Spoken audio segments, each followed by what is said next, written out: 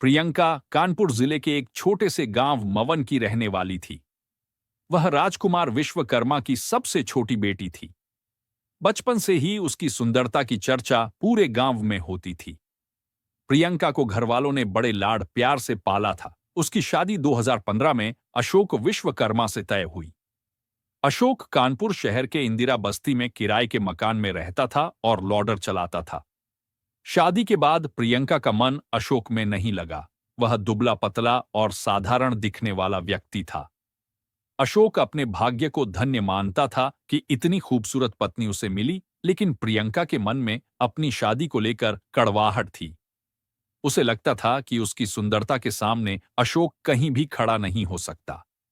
अशोक अपनी पत्नी की हर ख्वाहिश पूरी करने की कोशिश करता था। वह सुबह से शाम तक मेहनत करता और पूरी पगार प्रियंका के हाथ पर रख देता। प्रियंका ने धीरे धीरे अशोक को अपनी अंगुलियों पर नचाना शुरू कर दिया। वह जान गई थी कि अशोक उसकी खूबसूरती का गुलाम बन चुका है। अशोक मूल रूप से सरसौल का रहने वाला था। उसके परिवार में दो भाई सर्वेश और कमलेश थे। माता पिता की मृत्यु के बाद तीनों भाइयों में संपत्ति का बंटवारा हो गया। अशोक का अपने भाई कमलेश से अनबन रहती थी, इसीलिए उसने अपने हिस्से की जमीन बंटाई पर दे दी थी।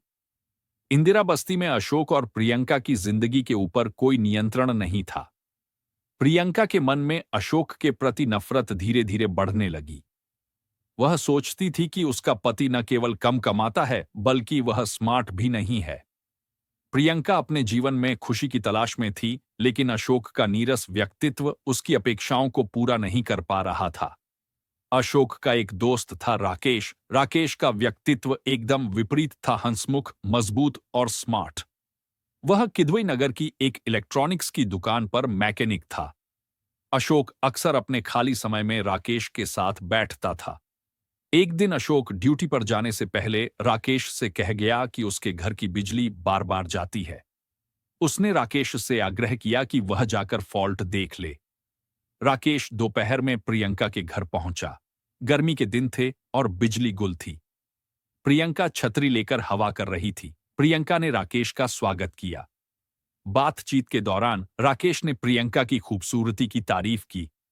प्रियंका को राकेश का यह अंदाज पसंद आया। उसने उसे शरबत पिलाया। राकेश ने जाते समय प्रियंका को अपने फोन नंबर का एक पर्चा दिया और कहा, जब भी जरूरत हो मुझे बुला लेना। राकेश के व्यक्तित्व ने प्रियंका को अपनी ओर आकर्षित कर लिया। अशोक की तुलना में राकेश का आत्मविश्वास, हंसी मजाक और स्मार्टनेस उसे बहुत भाने लगे। उसने राकेश से संपर्क करना शुरू कर दिया। अशोक की व्यस्त दिनचर्या का फायदा उठाकर प्रियंका ने राकेश को बार बार घर बुलाना शुरू कर दिया। राकेश को प्रियंका की ओर से मिले इस खुले आमंत्रण ने उसे भी प्रियंका के करीब ला दिया।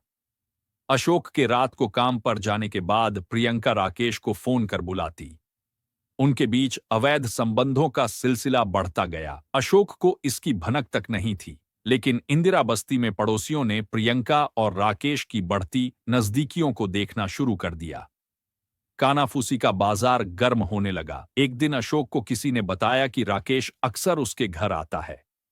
अशोक ने इस पर प्रियंका से सवाल किया, लेकिन प्रियंका ने न केवल बात को झुठला दिया, बल्कि अशोक पर ही हावी हो गई। अशोक की पत्नी के आंसुओं के आगे उसकी हर दलील कमजोर पड़ गई। अशोक के मन में शक बढ़ता जा रहा था। वह अब घर पर नजर रखने लगा। एक दिन उसने राकेश को अपने घर से निकलते देखा। जब उसने प्रियंका से इस बारे में पूछा तो प्रियंका ने फिर झूठ बोल दिया। अशोक ने अपने रिश्तेदार शिव से मदद मांगी। शिव ने भी पुष्टि की कि राकेश और प्रियंका के बीच कुछ गड़बड़ है। अशोक का गुस्सा बढ़ता गया, लेकिन प्रियंका अपने त्रिया चरित्र का इस्तेमाल कर हर बार उसे शांत कर देती। जुलाई 2020 की रात प्रियंका ने अशोक को झगड़े के बाद पुलिस थाने भिजवा दिया। अशोक को यह बात नागवार गुजरी। वह रात भर हवालात में रहा और सुबह छूट कर आया। अगले दिन प्रियंका ने पड़ोस की महिलाओं के सामने अपनी जीत की शेखी बघारनी शुरू कर दी। दोपहर को दोनों के बीच फिर राकेश को लेकर झगड़ा हुआ। प्रियंका ने अशोक को फिर से थाने भिजवाने की धमकी दी। यह सुनकर अशोक का गुस्सा 7वें आसमान पर पहुंच गया। उसने लोहे की रॉड उठाई और प्रियंका पर हमला कर दिया। प्रियंका खून से लथपथ बाहर गली में गिर गई और कुछ ही देर में उसकी मौत हो गई। हत्या के बाद अशोक घर से फरार हो गया। अशोक विश्वकर्मा द्वारा पत्नी प्रियंका की हत्या की गूंज कानपुर के कोने कोने में फैल चुकी थी। पुलिस ने जल्द ही अशोक को गिरफ्तार कर लिया। इस मर्डर केस ने जहां पुलिस और अदालत को व्यस्त कर दिया, वहीं इसने समाज को भी झकझोर कर रख दिया। प्रियंका का अंतिम संस्कार उसके मायके वालों ने भारी भीड़ और रोते बिलखते परिजनों के बीच किया। इस हत्या ने न सिर्फ अशोक और प्रियंका की जिंदगी को बर्बाद किया, बल्कि उनके परिवार, समाज और रिश्तों पर भी गहरा असर डाला। अशोक को गिरफ्तार करने के बाद पुलिस ने मामले की पूरी जांच शुरू की। अशोक ने शुरुआती पूछताछ में अपना अपराध कबूल कर लिया था, लेकिन अदालत में उसकी ओर से वकील ने यह दावा किया कि अशोक मानसिक तनाव और धोखे का शिकार था, जिससे यह हादसा हुआ। दूसरी ओर प्रियंका के परिवार ने अशोक पर जानबूझकर हत्या करने का आरोप लगाया। पुलिस ने लोहे की रॉड, गवाहों के बयान और मेडिकल रिपोर्ट को अहम सबूत के रूप में अदालत में पेश किया।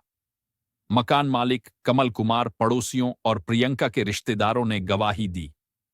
सभी ने बताया कि प्रियंका और अशोक के बीच राकेश की वजह से लंबे समय से झगड़े हो रहे थे।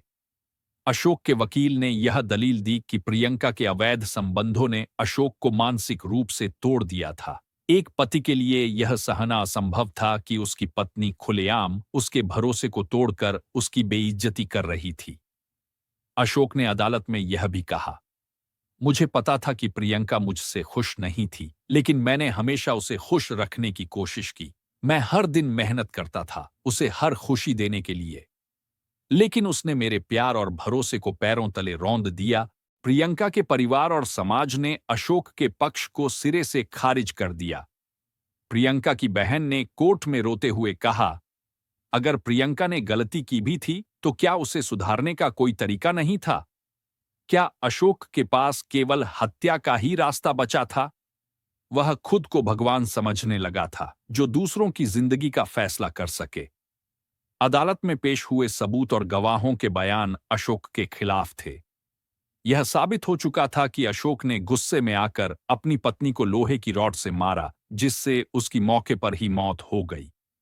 लेकिन वकील ने अशोक की मानसिक स्थिति और प्रियंका के अवैध संबंधों को भी बचाव के लिए प्रस्तुत किया। मामला अदालत में पेंडिंग हो गया। समाज का दोहरा चेहरा। इस घटना ने समाज को दो धड़ों में बांट दिया। एक ओर वे लोग थे जो अशोक के अपराध को नफरत की नजर से देख रहे थे और प्रियंका के लिए न्याय की मांग कर रहे थे। दूसरी ओर कुछ लोग अशोक के पक्ष में थे, जो कहते थे कि एक पति के साथ धोखा और बेवफाई का यही परिणाम हो सकता है।